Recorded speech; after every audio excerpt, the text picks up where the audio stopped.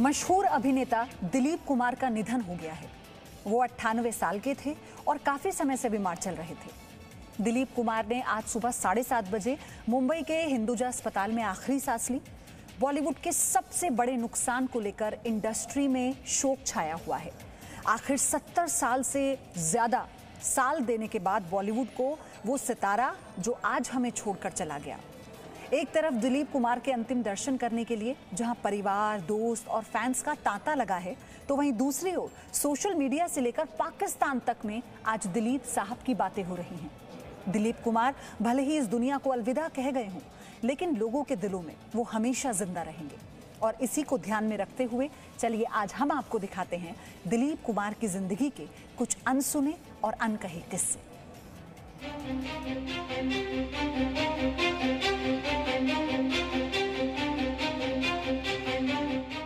Hindi cinema 100 सालों से ज्यादा पुराना हो चला है।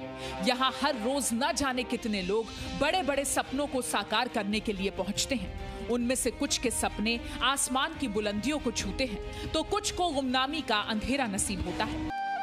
आज सालों साल से चलता हुआ सफर रुक गया है। दिलीप कुमार अब हमारे बीच नहीं है। 98 साल की उम्र में उनका निधन हो गया। मुंबई के एक अस्पताल में दिलीप साहब ने आखिरी सांस ली। दिलीप साहब का जाना मानो हिंदी सिनेमा के नूर के जाने जैसा है।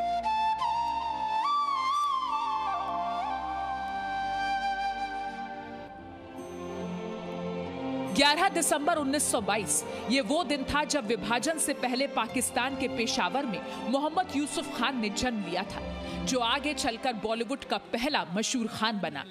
ये वो वक्त था जब यूसुफ खान दिलीप कुमार नहीं बने थे। शुरुआत में दिलीप साहब ने अपने पिता के काम में उनका हाथ बटाना शुरू किया, लेकिन अचानक एक दिन उन्होंने अपने पिता से झगड़ा कर लिया और वो पुणे चले गए। पुणे पहुंचने पर ब्रिटिश आर्मी कैंटीन में सैंडविच बेचने का काम करने लगे दिलीप साहब। इसी बीच उन्होंने भारत की आजादी का समर्थन किया और गिरफ्तार भी हुए। इस चक्कर में उनका सैंडविच का धंधा भी चौपट हो गया। जेल से छूटने के बाद दिलीप कुमार मुंबई आ गए, जो उस वक्त बॉम्बे हुआ करती थी, और तकिए बेचने का काम शुरू किया, लेकिन यह भी नहीं चला।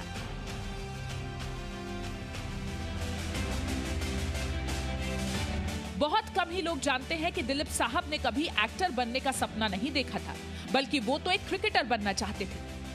पेशावर से अपने परिवार के साथ कारोबार के सिलसिले में मुंबई में रहने वाले दिलीप कुमार पर एक दौर में क्रिकेट का जुनून सवार हो गया था। वो दिन रात क्रिकेट का ख्वाब देखते थे, लेकिन उनका ये सपना कभी अपने जीवन के 78 साल बॉलीवुड को देने वाले दिलीप साहब के नाम सबसे ज्यादा अवार्ड्स हैं। उन्हें Dada Saheb Phalke award, Padma Bhushan, Padma Vibhushan, national film award और 8 फिल्मफेयर अवार्ड से सम्मानित किया गया। दिलीप कुमार बॉलीवुड के ऐसे इकलौते सुपरस्टार हैं जिन्हें लगातार 8 बार बेस्ट एक्टर का अवार्ड मिला। आपको जानकर हैरानी होगी कि जिस ऑस्कर अवार्ड को सबसे बड़ा सम्मान माना जाता है, एक वक्त में उसी ऑस्कर अवार्ड वाली फिल्म को ट्रेजेडी किंग ने ठुकरा दिया था। बॉलीवुड के साथ साथ हॉलीवुड तक उनके चर्चे थे, इसलिए दिलीप साहब को हॉलीवुड से भी रोल ऑफर हुआ, लेकिन दिलीप कुमार ने हॉलीवुड में इंटरेस्ट नहीं दिखाया और फिल्म को मना कर दिया। दिलीप कुमार को Hollywood film Lawrence of Arabia के लिए ऑफर दिया गया था। इसे डायरेक्टर डेविड लीन ने बनाया था। डेविड इस फिल्म में प्रिंस शेरिफ अली के रोल के लिए किसी यूरोपियन एक्टर को नहीं लेना चाहते थे। इसी फिल्म के लिए उन्होंने दिलीप कुमार को अप्रोच किया, लेकिन दिलीप साहब को लगा कि फिल्म में वो बाहरी दिखेंगे और उन्होंने इस फिल्म के लिए मना कर दिया।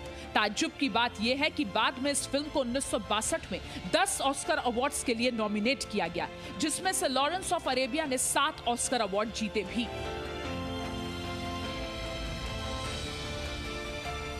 पाकिस्तान के पेशावर में जन्मे दिलीप साहब का घर, उनकी हवेली और विरासत आज भी वहां है। पाकिस्तान में आज साहब के जाने का सदमा लोगों को बहुत है, लेकिन क्या आप जानते हैं कि दिलीप साहब को पाकिस्तान के सबसे बड़े सम्मान से भी नवाजा जा चुका है। जी हां, साल 1998 में दिलीप कुमार को पाकिस्तान सरकार ने वहां के सर्वोच्च नागरिक सम्मान निशान-ए-इम्तियाज से सम्मानित किया था।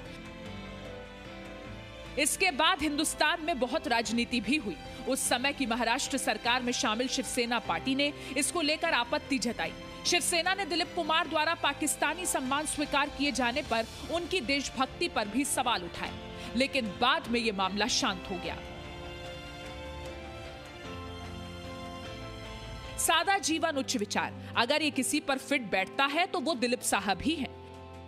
दिलीप कुमार को अपने करियर में बहुत नाम और शोहरत मिली, लेकिन असल जिंदगी में उनके विचार बिल्कुल आम लोगों की तरह थे। दिलीप साहब को अपनी पुरानी चीजों से बेहद लगाव था। यही वजह है कि उनके कमरे में 40 साल पुराने सफेद पर्दे और चादर आज भी सहेज कर रखे हुए हैं। यहां तक कि दिलीप साहब अपने आखिरी दिनों में भी उसी बेड पर सोया करते थे जो काफी साल पुराना था।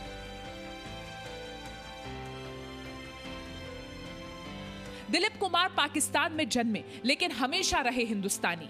करगिल युद्ध के दौरान दिलीप कुमार ने लगा दी थी पाकिस्तान के प्रधानमंत्री की क्लास, जिसका जिक्र पाकिस्तान के पूर्व विदेश मंत्री खुर्शीद अहमद कसूरी ने अपनी किताब में किया है और बताया कि जब घुसपैठ की खबर पर अटल बिहारी वाजपेयी पाकिस्तान प्रधानमंत्री नवाज शरीफ से बात कर रहे थे तो उन्होंने अचानक फोन दिलीप साहब को पकड़ा दिया। दिलीप कुमार ने उसी समय नवाज शरीफ को फटकार लगाते हुए कहा, आपने हमेशा अमन के बड़े समर्थक होने का दावा किया है, तो हम आपसे जंग की उम्मीद नहीं करते। तनाव के हालात में भारत में मुसलमान असुरक्षित हो जाते हैं, इसलिए हालात को काबू करने के लिए कुछ मेहरबानी कीजिए। दिलीप कुमार की इस डांट पर नवाज शरीफ भी तब सीरियस हो गए थे। खुद अपनी ही छोटी बहन का मैं स्वागत करूं, उसको बुलाऊं। लता मंगेशकर दिलीप कुमार को बांधती थी राखी। स्वर कोकिला लता मंगेशकर अपने से 8 साल बड़े दिलीप कुमार को राखी बांधती थी। आज राखी भाई के निधन के बाद उन्होंने कुछ पुरानी तस्वीरों के साथ शोक व्यक्त किया है। उन्होंने एक के बाद एक कई ट्वीट्स किए। अपने पहले ट्वीट में लिखा, यूसुफ भाई आज अपनी छोटी सी बहन को छोड़कर चले गए। यूसुफ भाई क्या गए, एक युग का अंत हो गया। मुझे कुछ नहीं सूझ रहा है, मैं बहुत दुखी हूँ, निशब्द हूँ। कई बातें, कई यादें हमें देकर चले गए।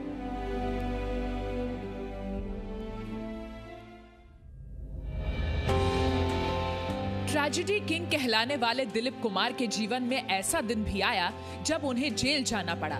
अपनी जवानी के दिनों में एक क्लब में भाषण देते हुए दिलीप कुमार ने कहा कि आजादी की लड़ाई जायज है और अंग्रेजों की वजह से ही हिंदुस्तान में सारी मुसीबतें पैदा हो रही हैं। उनके इस क्रांतिकारी भाषण पर तालियां तो खूब बजी, लेकिन जल्द ही वहां पुलिस आ गई और अंग्रेजी हुकूमत के खिलाफ भाषण देने की वजह से उन्हें गिरफ्तार कर लिया गया।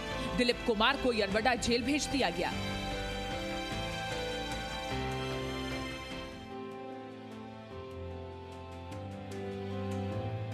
दिलीप कुमार और सायरा बानो की शादी के बारे में तो दुनिया जानती है, लेकिन बहुत कम लोग जानते हैं कि दिलीप कुमार ने सायरा के बाद 1980 में आसमा रहमान से दूसरी शादी की। आसमा हैदराबाद की थी और तलाकशुदा थी।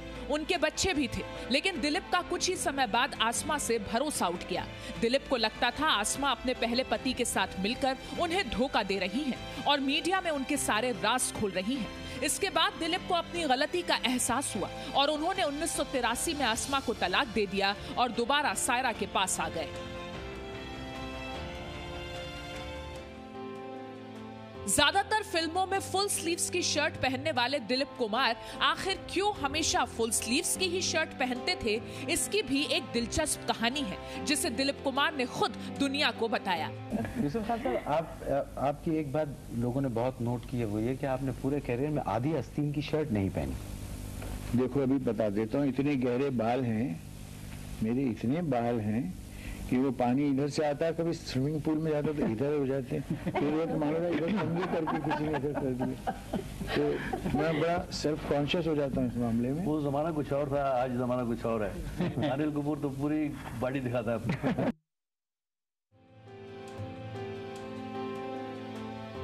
यूं तो दिलीप कुमार पर हर रंग खिलता था, लेकिन एक रंग ऐसा था जो उन्हें सबसे ज्यादा पसंद था और वो था गुलाबी रंग।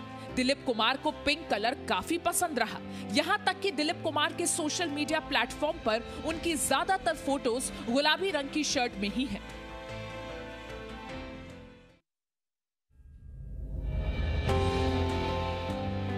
धर्मेंद्र जैसा बनना चाहते थे दिलीप साहब। दिलीप कुमार जितने बड़े सुपरस्टार थे उतने ही दिलदार इंसान भी थे। किसी की भी तारीफ वो खुलकर किया करते थे और अपने दिल के जज्बात बेझिझक लोगों के सामने रखते थे। एक अवार्ड शो में दिलीप कुमार ने इस बात का खुलासा किया था कि वो धर्मेंद्र जैसा बनना चाहते हैं। दिलीप कुमार के निधन पर सबसे ज्यादा दुखी वो स्टार है जो उन्हें अपना बड़ा भाई मानता था। हम बात कर रहे हैं धर्मेंद्र की। धर्मेंद्र का कहना है कि दिलीप साहब की कमी को कोई पूरा नहीं कर सकता।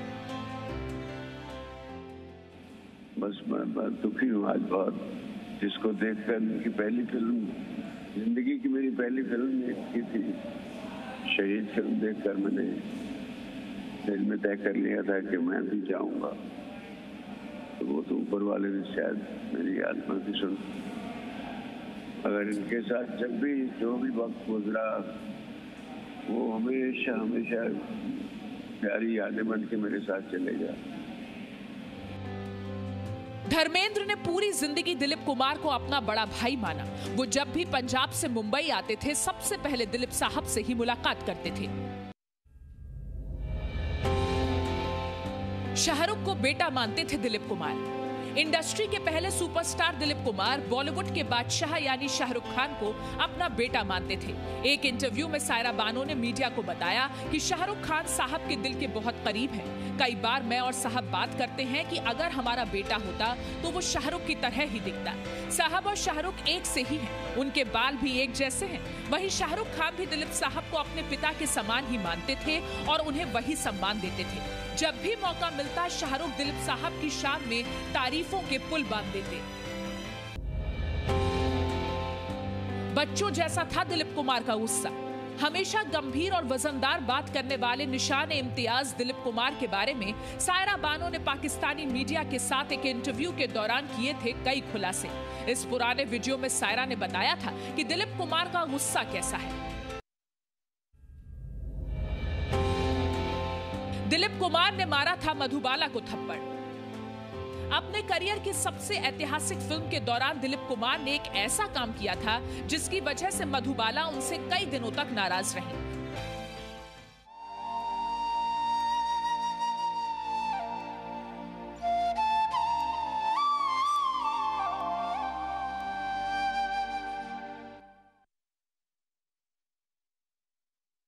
Presenting B News app, available on Google Play and App Store. Download it now.